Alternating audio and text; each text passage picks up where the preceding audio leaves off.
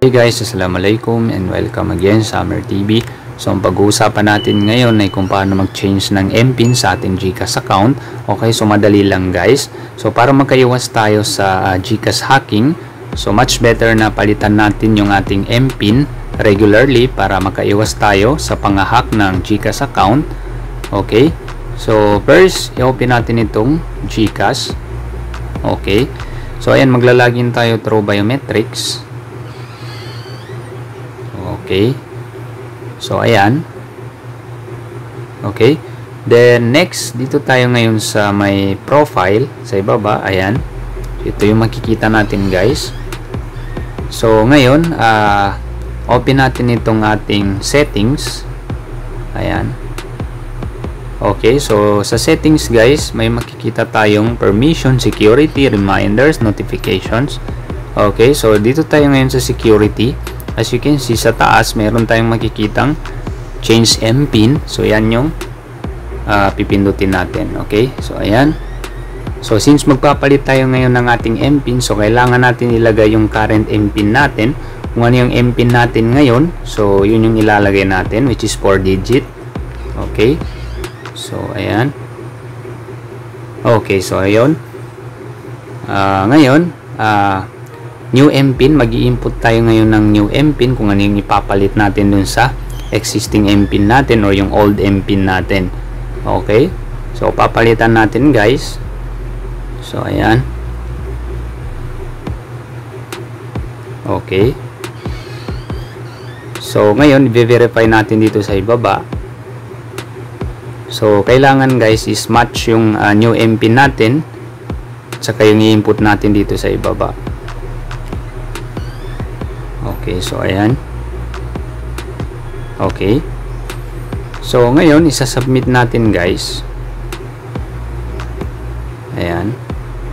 Okay, so ayan, change GCash MPIN successful.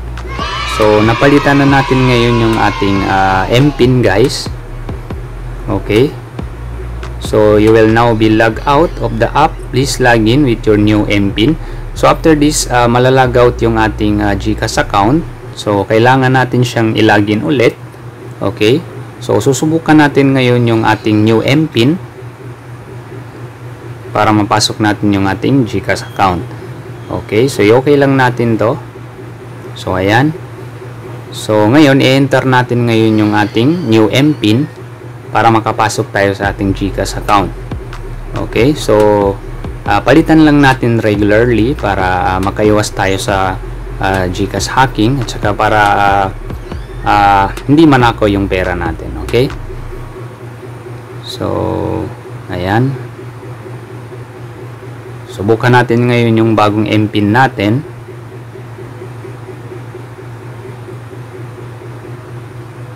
Okay, so ayan. So ngayon, the safest way to log in. So guys, kung meron kayong biometrics sa inyong cellphone, so much better na enable natin itong biometrics para sa pinaka-safest way to log in ng ating GCash account.